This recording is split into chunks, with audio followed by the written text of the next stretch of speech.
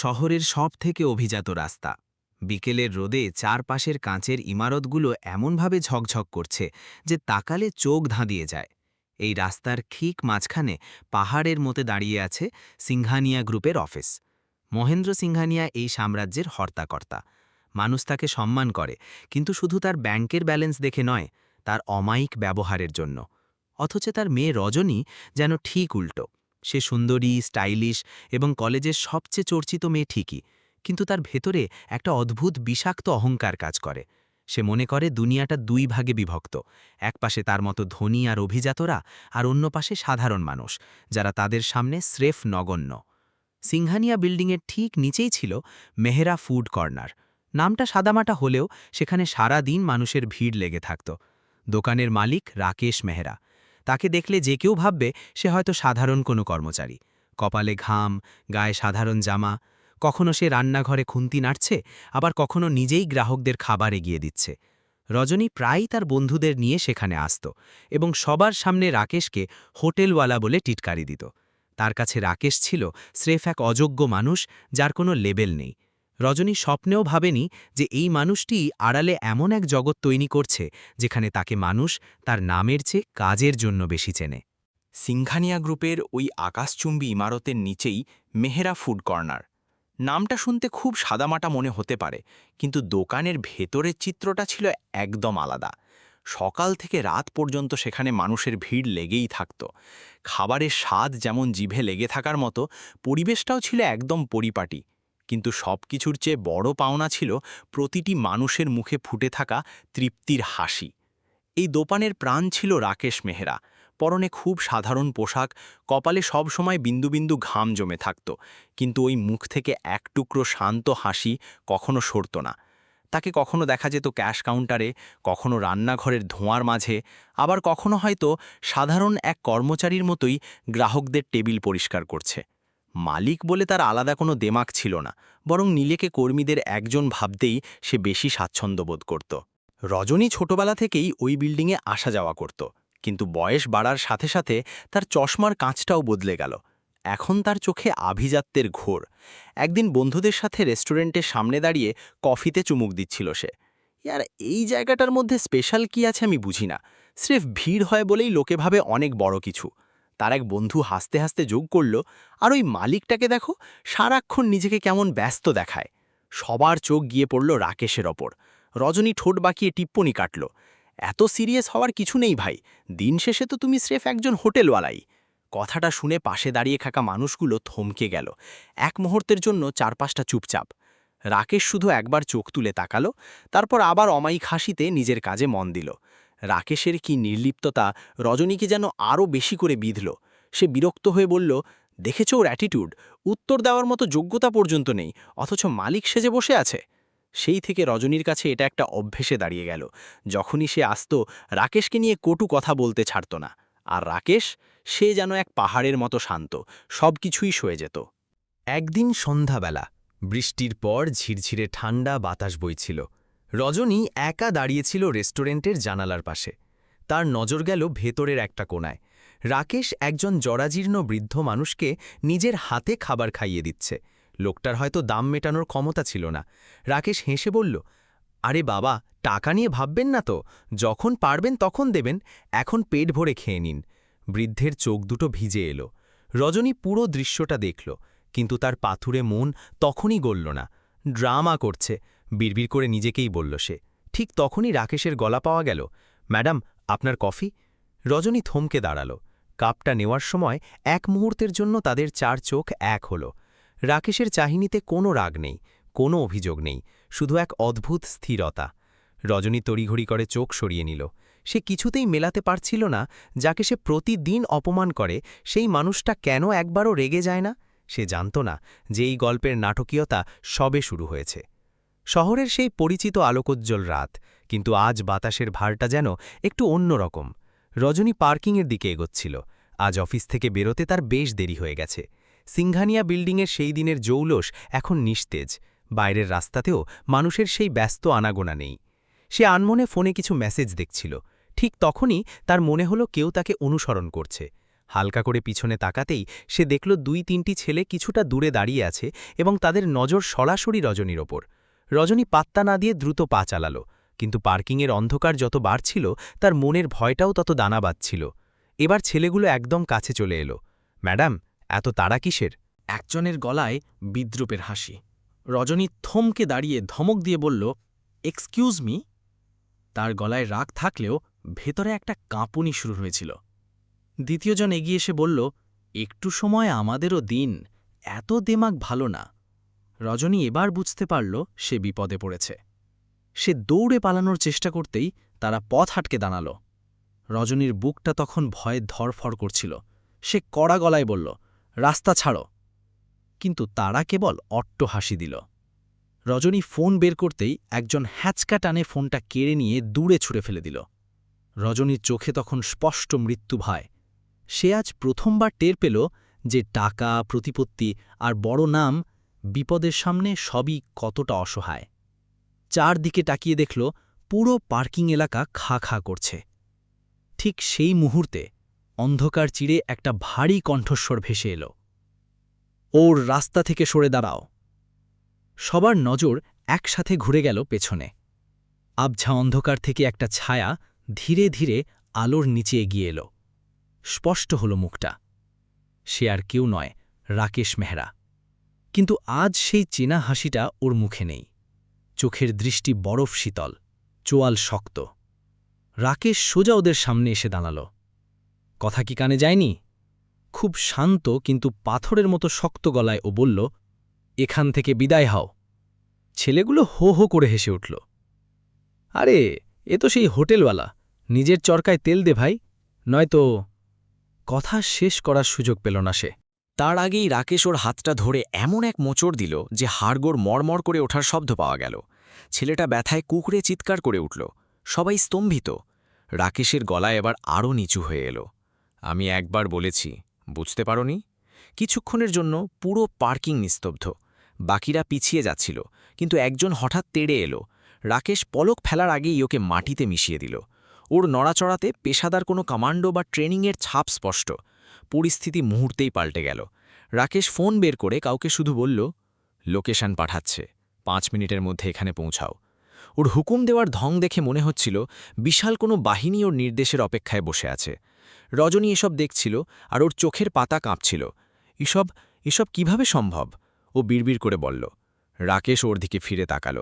Madam, কিছু মানুষকে দেখতে সাধারণ মনে হলেম তারা আসলে সাধারণ হয় না। কয়েক মিনিটের মধ্যেই ঝড়ের গতিতে কয়েকটা সিকিউরিটি গাড়ি এসে ঢুকল।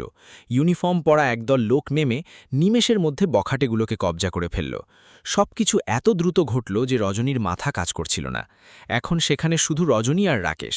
রজনী তখনও কাঁপছে, জোরে জোরে নিঃশ্বাস নিচ্ছে। ও রাকেশের চোখের দিকে চেয়ে ধীর গলায় প্রশ্ন করল, তুমি আসলে কে? রাকেশ হালকা হাসল। আমি সেই মানুষটা যাকে আপনি প্রতিদিন উপহাস করেন।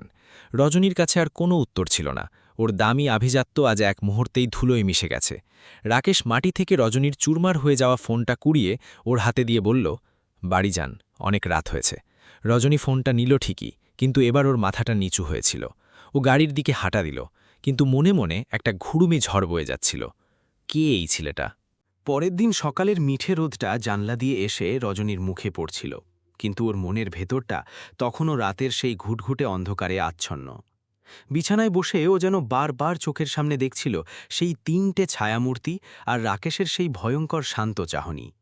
রাতের ঘুমটা ওর হয়েছে কি হয়নি তা বলা মুশকিল। অফিসে গিয়ে বেশিক্ষণ নিজের কেবিনে বসে থাকতে পারল না রজনী।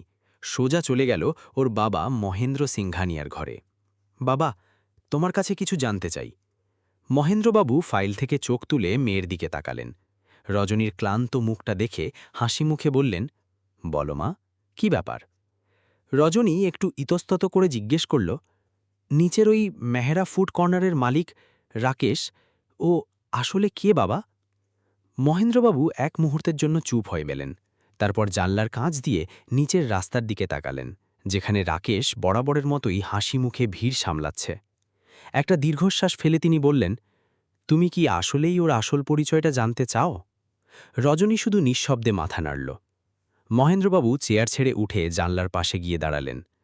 রাকেশ মেহরা কোনো সাধারণ হোটেলওয়ালা নয় মা। ও একাই একটা ছোট চায়ের দোকান থেকে যাত্রা শুরু করেছিল। আজ এই শহরের প্রতিটি মোড়ে ওর রেস্টুরেন্ট। শুধু এই শহর নয়, অন্য সব বড় বড় শহরেও ওর ফ্র্যাঞ্চাইজি চলছে। এমনকি বড় বড় ফুড চেন কোম্পানিগুলো ওর সাপ্লাই নেটওয়ার্ক আর পার্টনারশিপ পাওয়ার জন্য লাইন দিয়ে থাকে। রজনী যেন নিজের কানকে বিশ্বাস করতে পারছিল না। ওর ফর্সা মুখটা অপমানে আর বিস্ময়ে ফ্যাকাশে হয়ে গেল। তার মানে সে একজন বিলিয়নিয়ার? মহেন্দ্রবাবু মৃদু হাসলেন। টাকা দিয়ে ওকে বিচার করা কঠিন। ও টাকার চেয়েও অনেক বেশি শক্তিশালী। কিন্তু সবথেকে বড় কথা হলো, ওর কখনো নিজের পরিচয় জাহির করার প্রয়োজন পড়েনি। ও মাটির মানুষ হতে ভালোবাসে। রজনীর চোখের সামনে আয়নার মতো ভেসে উঠল গত কয়েক মাসের প্রতিটা মুহূর্ত। বন্ধুদের সামনে রাকেশকে দেওয়া সেই টিটকারি, ওই অবজ্ঞার হাসি, আর তার বিনিময়ে কাল রাতের সেই মানুষটা যে নিজের জীবন বাজি রেখে ওকে বাঁচাল। রজনীর চোখের কোণটা ভিজে এলো, ওর গলার স্বর বুঝে এলো কান্নায়। আমি ওর সাথে খুব বড় অন্যায় করে ফেলেছি বাবা। আমি ওকে মানুষ বলেই গণ্য করিনি। মহেন্দ্রবাবু এগিয়ে এসে মেয়ের কাঁধে হাত রাখলেন। ভুল মানুষই করে রজনী, কিন্তু সেই ভুলটা সময় থাকতে বুঝতে পারা আর নিজের অহংকারকে বিসর্জন দিতে পারাটাই আসল মনুষ্যত্ব। রাকেশ তোমাকে শুধু বিপদ থেকে বাঁচায়নি, ও তোমাকে জীবনের সবচেয়ে বড় শিক্ষাটা দিয়েছে।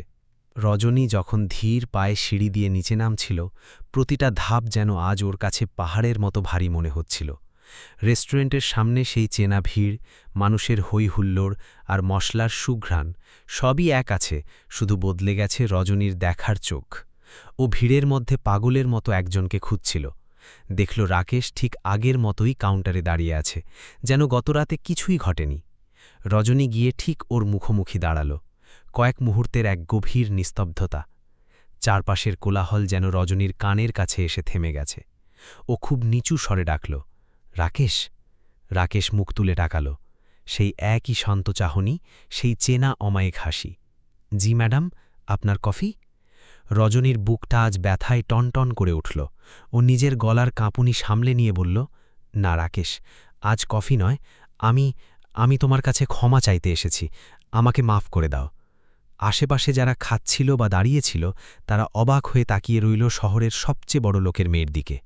রাকেশ কিছুক্ষণ চুপ করে রজনীর চোখের দিকে তাকিয়ে থাকল। তারপর খুব সহজভাবে জিজ্ঞেস করল, ঠিক কোন অপরাধের জন্য ক্ষমা চাইছেন? রজনী মাথা নিচু করে নিল। লজ্জায় ওর কান ঝাঁ ঝাঁ করছিল। সেই প্রতিটি বিষাক্ত কথার জন্য, যা আমি কোনোদিন না ভেবেই তোমাকে বলেছি। আমি নিজের টাকার গরমে তোমাকে তুচ্ছ ভেবেছিলাম, নিজেকে ভেবেছিলাম আকাশের চাঁদ। কিন্তু কাল রাতে তুমি বুঝিয়ে দিয়েছ আসল মানুষকে। রাকেশ হালকা হাসল। ওর হাসিতে কোনো জয়ের দম্ভ ছিল না। মানুষ আসলে ছোট বা বড় হয়ে জন্মায় না রজনীজি, তার চিন্তাভাবনা আর কাজই তাকে ছোট বা বড় বানায়। আপনি যে আজ এই ভিড়ের সামনে দাঁড়িয়ে নিজের ভুলটা স্বীকার করতে পেরেছেন, এটাই আপনার সবচেয়ে বড় পরিচয়। রজনী আজ প্রথমবার রাকেশের দিকে তাকিয়ে বুঝতে পারল, উচ্চতা কেবল ইমারতে হয় না, উচ্চতা হয় চরিত্রে। যে মানুষটাকে ও এতদিন হোটেলওয়ালা বলে গালি দিয়েছে, আজ মনে হচ্ছে সেই মানুষটাই এই শহরের সবচেয়ে বড় সিংহাসনে বসার যোগ্য। সেই দিনের পর থেকে রজনীর পৃথিবীটা উলটপালট হয়ে গেল। এখন সে যখনই রেস্টুরেন্টে আসে, আগের মতো আর দামি পারফিউমের গন্ধ ছড়িয়ে দেমাগ দেখায় না, বরং একটা কোনায় চুপচাপ বসে দেখে কিভাবে একটা মানুষ এত ঐশ্বর্য আর ক্ষমতার মালিক হয়েও এতটা সাধারণ থাকতে পারে। ও রাকেশের পরিশ্রম দেখে, ও সারল্য দেখে, আর মনে মনে নিজের ভেতরে নতুন এক রজনীকে খুঁজে পায়, যার ভেতরে আর কোনো অহংকার নেই, আছে শুধু এক গভীর শ্রদ্ধা। শহরের বাতাসে আজ এক চাপা উত্তেজনা। গোটা বিজনেস মহলের নজর আটকে আছে এক জায়গায়, সিংঘানিয়া গ্রুপের সেই বহু প্রতীক্ষিত গ্র্যান্ড বিজনেস সামিট। শহরের সবচেয়ে বিলাসবহুল হোটেলের বলরুমটা আজ নক্ষত্রের আলোয় ঝলমল করছে। বড় বড় শিল্পপতি, নামিদামি ইনভেস্টর আর কর্পোরেট জগতের রথী মহারথীরা আজ এক ছাদের নিচে। স্টেজের বিশাল স্ক্রিন, অত্যাধুনিক লাইটিং আর নিরাপত্তার কড়াকড়ি সবই জানান দিচ্ছিল যে আজ বড় কিছু ঘটতে চলেছে। রজনী আজ এই আয়োজনের অন্যতম মূল দায়িত্বে। আয়নায় নিজেকে একবার দেখে নিল সে। পরনে দামি ফর্মাল পোশাক, চোখে মুখে আত্মবিশ্বাস, কিন্তু সেই পুরনো বিষাক্ত অহংকারটা আজ আর নেই। তার বদলে সেখানে জায়গা করে নিয়েছে এক শান্ত বোধ। তবে কাজের ফাঁকেও রজনীর মনের কোণে একটা প্রশ্ন বারবার উকে দিচ্ছিল, রাকেশ কি আসবে? ওকে কি আমন্ত্রণ জানানো হয়েছে? সামিট শুরু হল। একের পর এক মহারথীরা স্টেজে উঠছেন। হাততালিতে ফেটে পড়ছে হলঘর। ঠিক তখনই মাইক্রোফোনে ঘোষণা শোনা গেল, এবার আমি মঞ্চে আমন্ত্রণ জানাচ্ছি এমন একজন ব্যক্তিত্বকে যিনি অতি অল্প সময়ে ফুড ইন্ডাস্ট্রি আর সাপ্লাই চেইন ম্যানেজমেন্টে এক নীরব বিপ্লব ঘটিয়েছেন। Ladies and gentleman, please welcome mister Rakesh Mehra.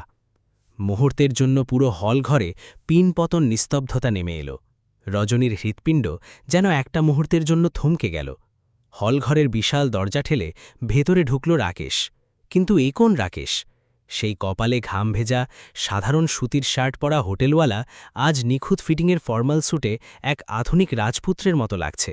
ওর হাঁটার ভঙ্গি, ওর গাম্ভীর্য সবই যেন আজ ওর সফলতার সাক্ষ্য দিচ্ছে। রাকেশ স্টেজে উঠে মাইক্রোফোনটা হাতে নিল। কোনো জড়তা নেই, কোনো দ্বিধা নেই। ওর কণ্ঠস্বর পুরো হলে প্রতিধ্বনিত হল। অনেকে ব্যবসাকে স্রেফ একটা অঙ্ক মনে করেন, যেখানে লাভ ক্ষতিই শেষ কথা। কিন্তু আমার কাছে ব্যবসা হলো মানুষের ভরসা আর আস্থার এক অটুট বন্ধন। পেছনের বিশাল স্ক্রিনে তখন ভেসে উঠছে রাকেশের ব্যবসার উন্নতির গ্রাফ, ওর তৈরি বিশাল সাপ্লাই চেন আর কয়েক হাজার মানুষের কর্মসংস্থানের চিত্র। স্লাইডগুলো যত এগোচ্ছিল, হলের ভেতর বসে থাকা মানুষগুলোর চোখের পলক যেন স্থির হয়ে যাচ্ছিল। যারা এতদিন ওকে চিনত না, তারা আজ ওর ক্ষমতার গভীরতা দেখে স্তম্ভিত। রজনী ভিড়ের এক কোণে দাঁড়িয়ে দেখছিল সবটা। ওর দুচোখ ছাপিয়ে জল গড়িয়ে পড়ল। বক্তব্য শেষ হতেই পুরো হলঘর ফেটে পড়ল করতালিতে। মহেন্দ্র সিংঘানিয়া সাহেব নিজে দাঁড়িয়ে হাততালি দিচ্ছিলেন। তিনি মাইক হাতে নিয়ে ঘোষণা করলেন, সিংঘানিয়া গ্রুপের আগামী মেগা প্রজেক্টের জন্য আমরা যাকে আমাদের প্রধান অংশীদার হিসেবে বেছে নিয়েছি তিনি আর কেউ নন, মিস্টার রাকেশ মেহরা। পুরো হলরুম তখন দাঁড়িয়ে সম্মান জানাচ্ছে একসময়ের সেই সাধারণ মানুষটিকে। রাকেশ হাসি মুখে সবাইকে অভিবাদন জানাল। এক মুহূর্তের জন্য ওর চোখ পড়ল রজনীর ওপর। সেই চাহনিতে কোনো পুরনো ক্ষোভ ছিল না, ছিল না কোনো প্রতিশোধের আনন্দ।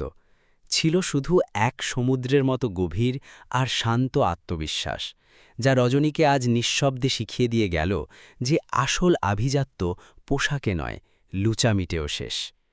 ভিড় কমে আসছে, একে একে নিভে যাচ্ছে হলরুমের ঝলমলে আলোগুলো। কিন্তু রজনীর মনের ভেতর যেন এক প্রলয় শুরু হয়েছে। এক মুহূর্ত স্থির থাকতে পারল না সে।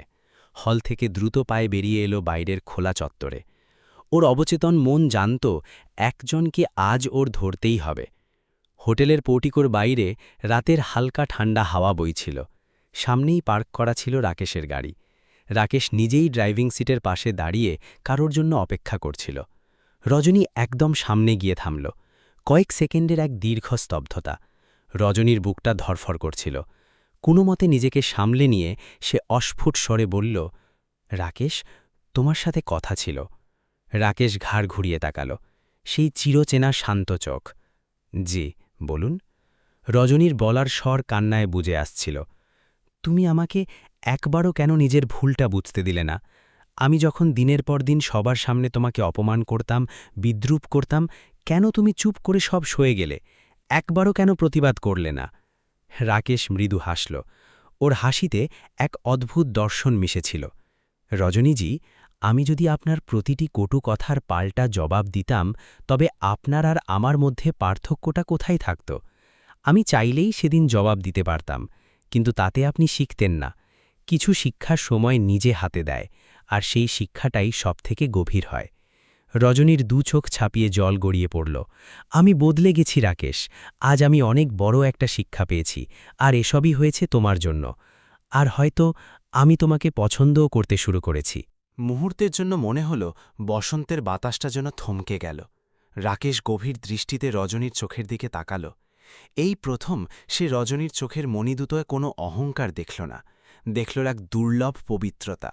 রাকেশ ধীর গলায় বলল, কাউকে পছন্দ করা খুব সহজ রজনীজি, কিন্তু তাকে বুঝে ওঠাটা বেশ কঠিন।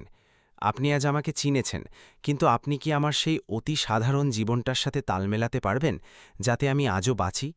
রজনী চোখের জল মুছে উত্তর দিল, যদি সেই সাদামাটা জীবনে তোমার সাথে থাকা যায়, তবে আমার কাছে ওটাই পৃথিবীর সব সম্পদের চেয়ে বড় পাওয়া।